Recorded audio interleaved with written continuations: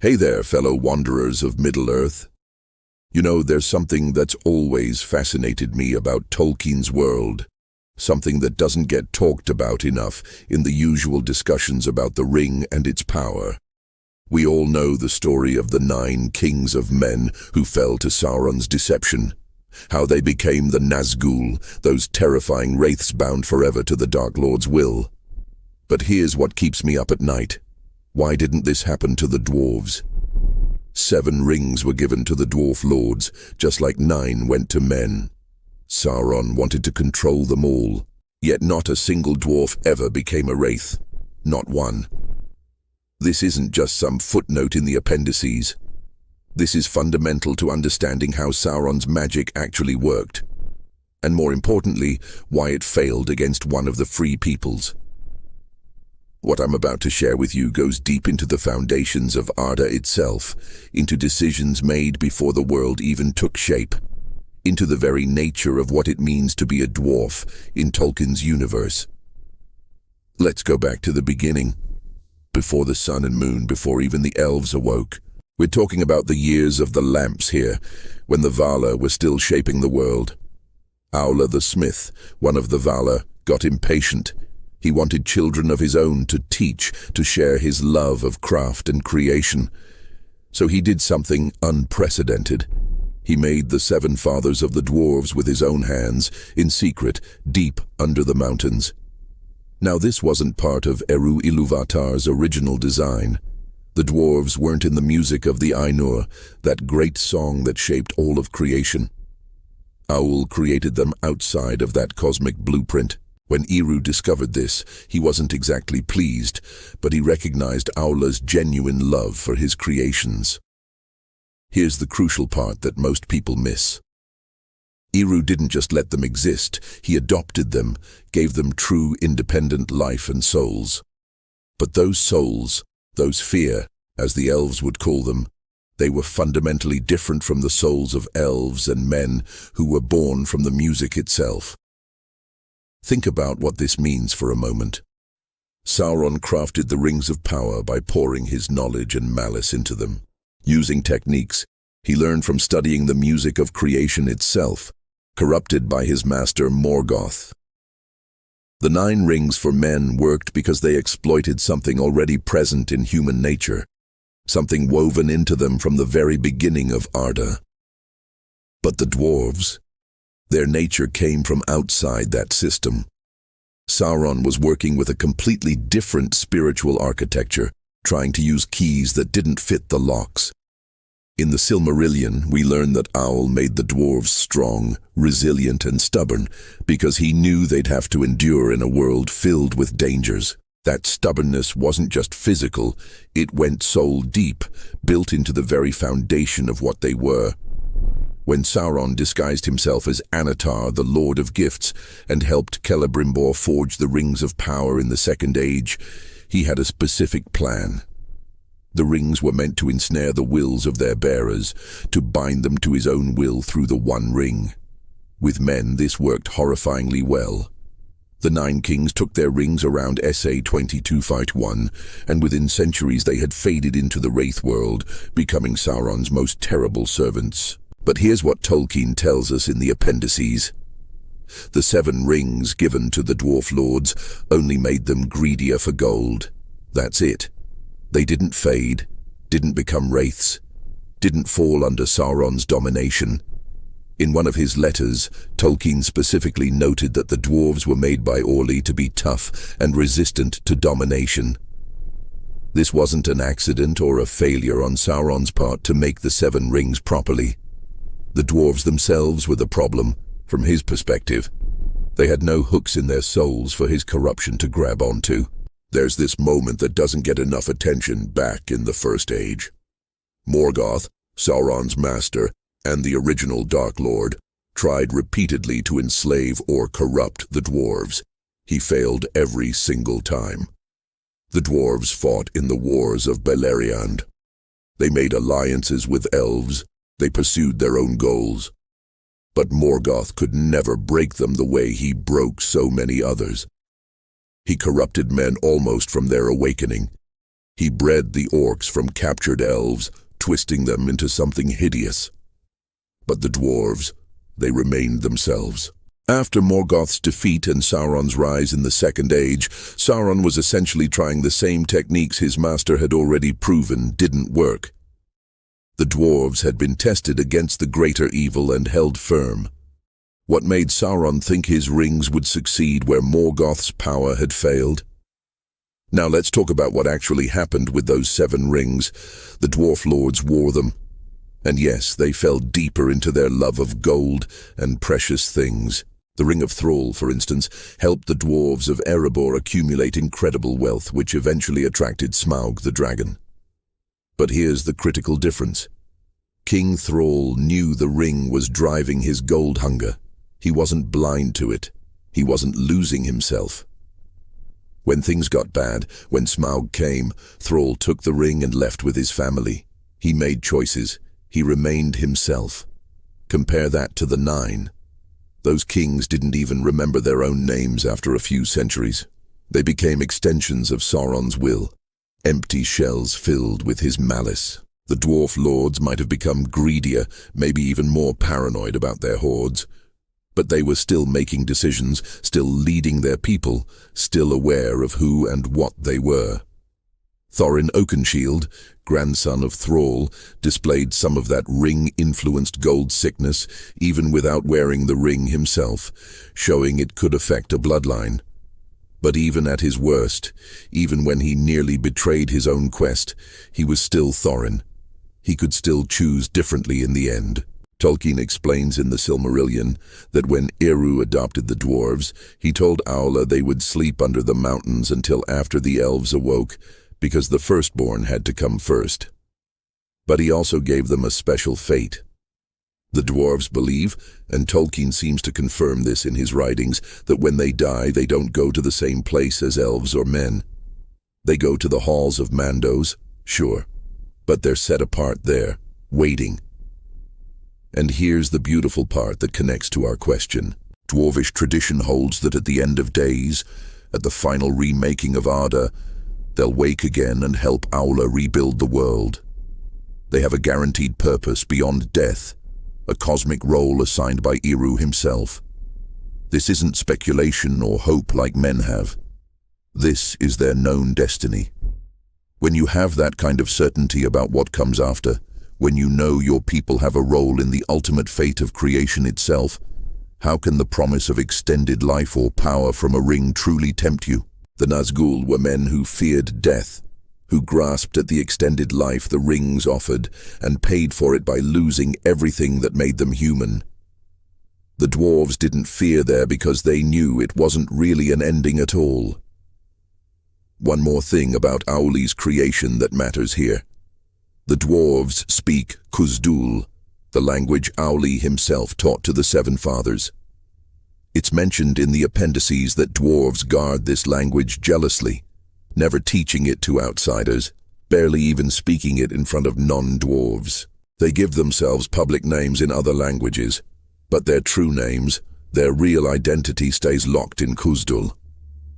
Now, language in Tolkien's world isn't just communication. It's power, it's identity, it shapes thought itself. Sauron's corruption often worked through twisting words, through false promises and manipulated meanings. We see this in how he deceived the smiths of Eregion, how he presented himself as a benefactor. But how do you corrupt someone whose inner life, whose very thoughts and true name exist in a language you don't fully understand and can't corrupt? Khuz'dûl was untouched by Morgoth's influence because it came directly from Avala before Morgoth's corruption spread. It remained pure. The dwarves thought in a language that Sauron's malice couldn't fully penetrate. Their mental fortress had walls he couldn't breach.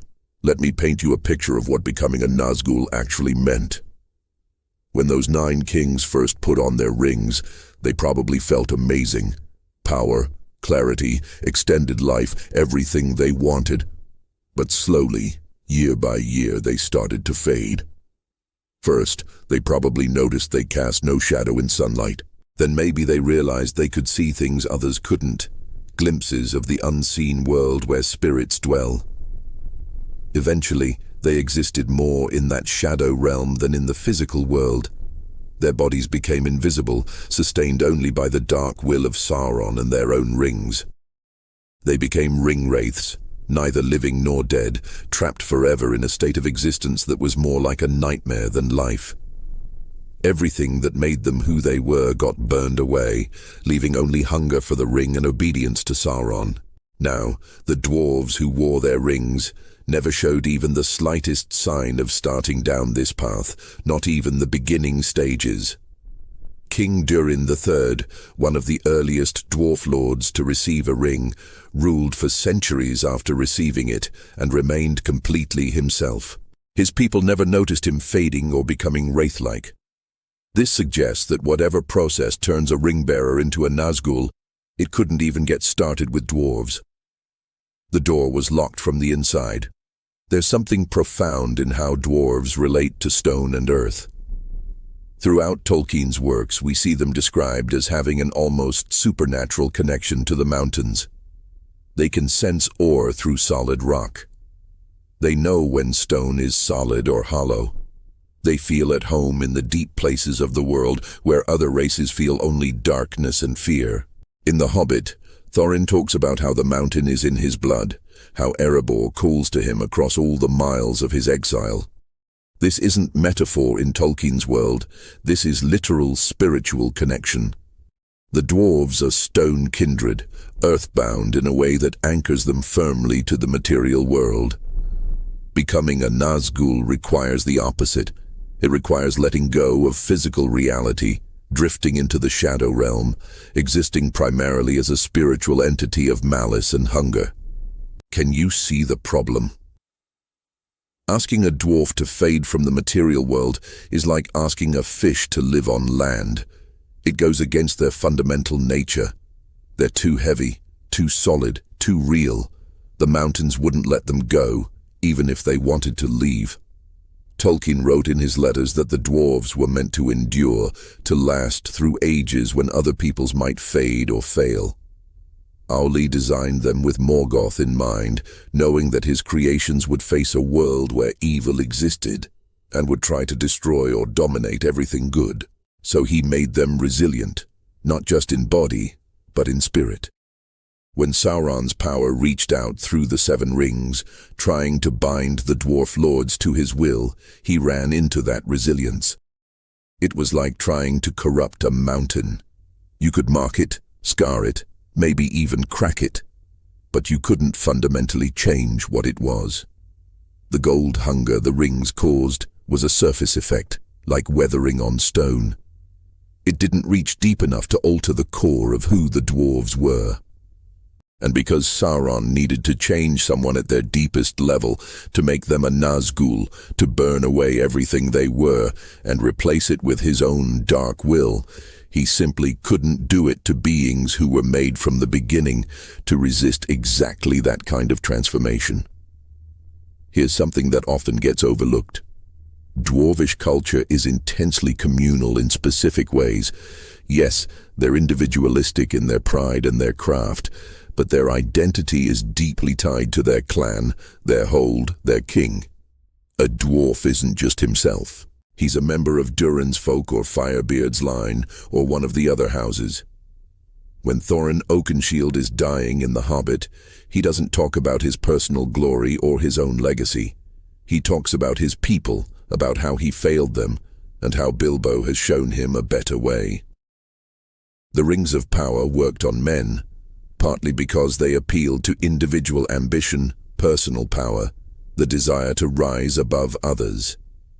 That's how you isolate someone, cut them off from their community, until they're alone with only the ring for companionship. But dwarves don't work that way.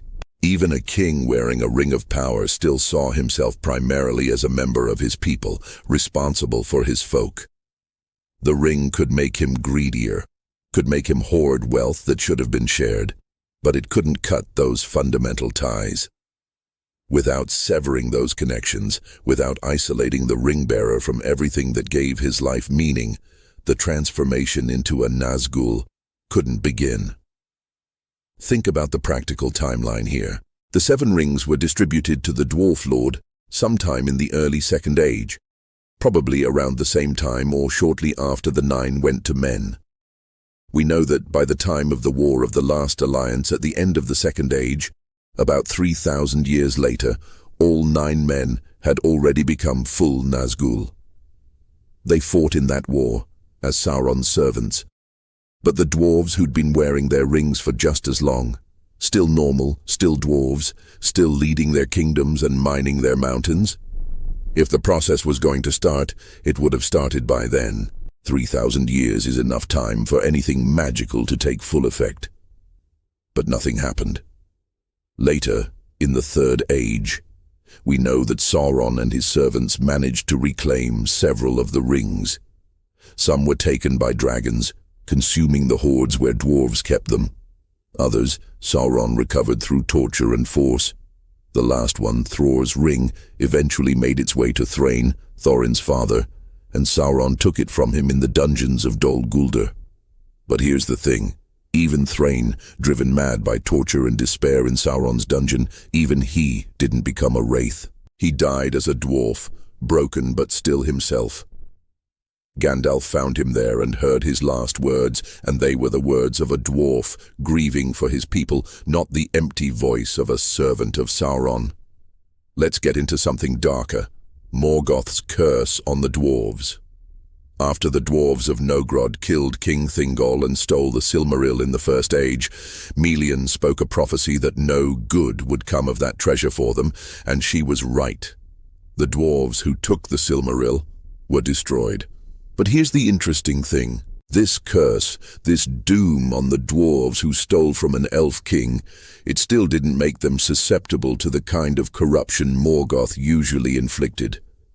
They suffered consequences for their greed and betrayal, sure, but they didn't become slaves to darkness. They didn't transform into something other than dwarves. Even Morgoth's direct attention and malice couldn't change their fundamental nature. It's like the dwarves had been inoculated against corruption by being made outside the normal order of Arda. Every time evil tried to change them into something else, it failed. It could hurt them, kill them, make them suffer, but it couldn't make them into its tools. When Sauron tried, centuries later with his rings, he was attempting a technique that had already been proven ineffective against this particular race. The historical record was clear. Dwarves don't break that way. Now I want you to imagine being Sauron for a moment. You've just watched your carefully crafted plan work perfectly on 9 powerful human kings. They're transforming into your weapons, your ring wraiths.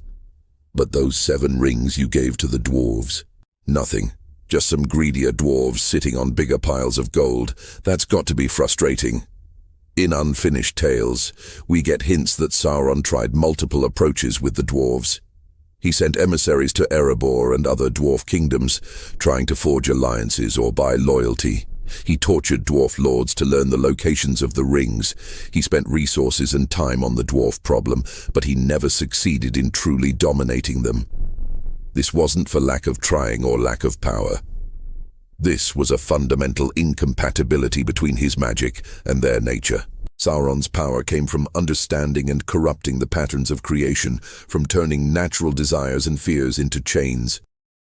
But the dwarves existed slightly outside those patterns.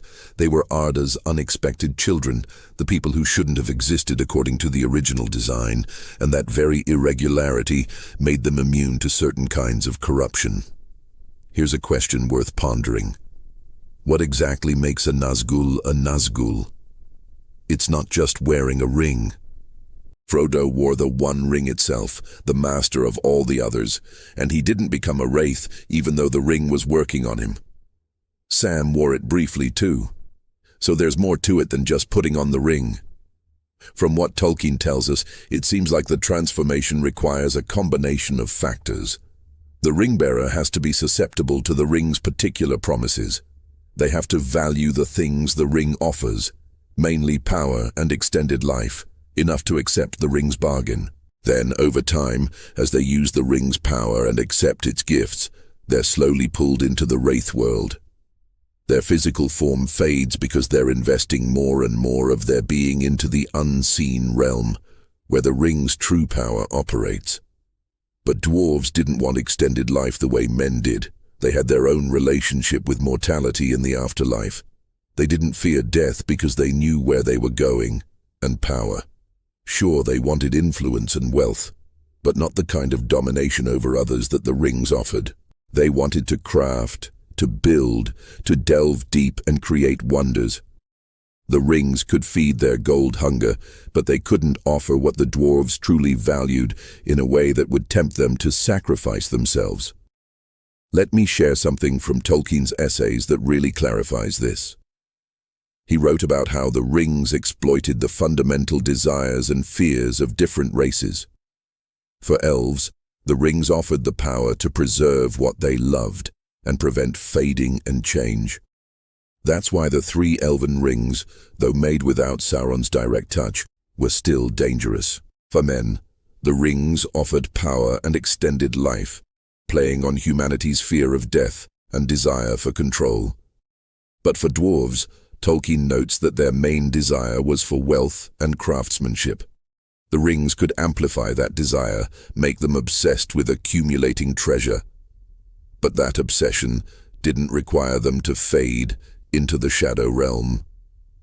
A dwarf could be the greediest, most miserly creature in Middle-earth and still remain fully physical, fully present in the waking world.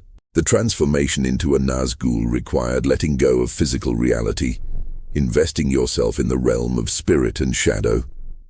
But the whole point of accumulating gold and gems was to have them, to hold them, to see them glittering in the light of your halls. You can't do that as a wraith. The very nature of dwarvish desire kept them anchored to the material world in a way that made the wraith transformation impossible. Something else that's crucial here is the relationship between body and spirit in Tolkien's metaphysics. Elves have fear and hua, spirit and body, but their spirits are much more powerful than their bodies. Over ages, if they don't sail to Valinor, they can fade, becoming almost wholly spiritual beings. Men have a different balance, and their spirits leave ardor entirely upon death, going beyond the circles of the world to a fate only Eru knows. But dwarves? Tolkien is less specific about their exact metaphysical makeup, but everything we see suggests they're weighted heavily toward the physical. Their bodies are extraordinarily durable. They're resistant to illness and corruption. Even their spirits, when they go to the halls of Mandos after death, are described as being set apart, waiting in a way that seems more physical than the fate of elves or men. When you're creating a Nazgûl, you're essentially forcing the spirit to dominate and eventually replace the body, pulling the person into a state where they exist primarily as a spiritual entity bound to the ring. Try doing that to a being whose very nature is stubbornly, fundamentally physical, and you'll fail. It's like trying to make water burn or stone float. You're working against the essential properties of what you're dealing with. There's a passage in the Silmarillion where it talks about how Orlo showed the dwarves many skills and crafts, and they learned well. But more than that, he taught them to be wary of strangers and to keep their own counsel. This wasn't just practical advice for surviving in a dangerous world. This was fundamental to their character. Dwarves are secretive, cautious, slow to trust. They don't easily accept gifts or offers of alliance without understanding what's being asked in return. Now think about how Sauron operated as Anatar. He came bearing gifts, offering knowledge and aid, presenting himself as a benefactor. This worked beautifully on the elves of Eregion, who were eager to learn and create. But imagine trying that approach with dwarves. They'd be immediately suspicious. Why is this stranger offering us gifts? What does he want? What's the catch? And indeed, while Celebrimbor and the elven smiths apparently made the 7 rings for the dwarf lords, there's no record of the dwarves being directly involved in that process or working with Anatar the way the elves did. They received finished rings, gifts from the elves, and even then, They probably accepted them with caution. That fundamental wariness built into their nature by Orlo meant they never fully bought into the promise of the rings. They used them, but they never trusted them enough to fully surrender to them. Let's talk about Durin the Deathless for a moment. He was the eldest of the 7 fathers of the Dwarves, the one who woke first under Mount Gundabad and founded Khazad-dûm. The Dwarves believe that Durin has been reincarnated multiple times throughout the ages, that when a dwarf lord of his line is born, who resembles him perfectly and bears all his characteristics, he is Durin reborn. Whether this is literal reincarnation or just a cultural belief doesn't entirely matter. What matters is that this concept is central to Dwarvish identity. They have this connection to their ancestors that goes beyond memory or tradition. Their past kings aren't just historical figures, they're potential future kings as well. This creates a continuity of identity that's different from anything in Elvish or human culture. When you're part of a people who believe that their greatest king might be reborn among them at any time, when your connection to your heritage is that immediate and powerful, how can you lose yourself to a ring? How can you forget who you are and become a nameless wraith when your very identity is tied to a chain of ancestry that stretches back to the literal beginning of your race? The Nazgûl forgot their names, forgot their kingdoms, forgot everything except service to Sauron. A dwarf couldn't forget Durin. A dwarf couldn't forget the stone. The weight of their heritage was too heavy to cast aside. I want to circle back to something about the actual mechanics of ring corruption, because it's important for understanding why it didn't work on dwarves. When Gandalf explains the ring to Frodo in the Fellowship of the Ring, he talks about how to return to its master and how it works on the minds of its bearers. The ring promises power, but what it actually does is make its bearer more visible to Sauron, more connected to him, more susceptible to his will. It's not just a corrupting influence, it's a link, a connection, a way for Sauron to reach out and touch someone's mind across vast distances. With the 9, this connection was complete. Sauron could see through their eyes, command them directly, know their thoughts. But with the 7, that connection never fully formed. Tolkien mentions in the appendices that the rings didn't work as Sauron hoped on the dwarves. They couldn't be dominated.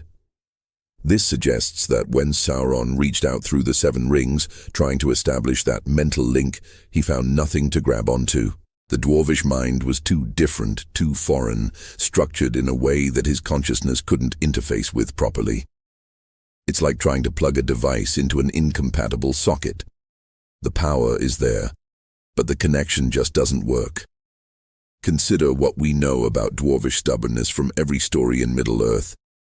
When Thorin decides he's not sharing the treasure of Erebor, not even an army at his gates can change his mind. When the dwarves of Khazad-dûm decide to dig too deep, all the warnings from their wisest counselors can't stop them. When they forge a grudge against someone, they remember it for generations. This isn't just personality, this is the fundamental nature Owl gave them. He made them stubborn because they needed to be stubborn to survive. But that stubbornness works both ways. Yes, it means they can be inflexible and proud, but it also means that when they decide who they are, nothing can change them. A ring promising power might make a dwarf greedier, might amplify his worst traits, but it couldn't make him into something he wasn't. And he wasn't, could never be, a servant. The same stubbornness that made dwarves difficult allies made them impossible slaves. Sauron needed his Nazgûl to be perfectly obedient, extensions of his will without any resistance. That's the opposite of everything a dwarf is. You might as well try to make fire flow downhill or make darkness shine. You're asking for something that contradicts the essential nature of the thing itself. There's a moment in The Hobbit that's always struck me as illustrative of this difference. When Bilbo finds the ring and uses it to become invisible, he's terrified, but also exhilarated by the power. He uses it more and more throughout the story, and we later learn this is dangerous. that each use binds him more tightly to the ring. But when the dwarves encounter magic, even beneficial magic like Gandalf's or the magic of Rivendell, they're suspicious and uncomfortable. They don't like it. They prefer things they can understand with their hands, things made of metal and stone. The rings were objects of immense magical power, and while the dwarf lords wore them for the practical benefits, they probably never loved them the way Gollum loved his precious, or the way the Nine came to love their rings. That lack of emotional attachment mattered. The ring transformation seems to require the bearer to invest emotionally in the ring, to see it as precious, to need it.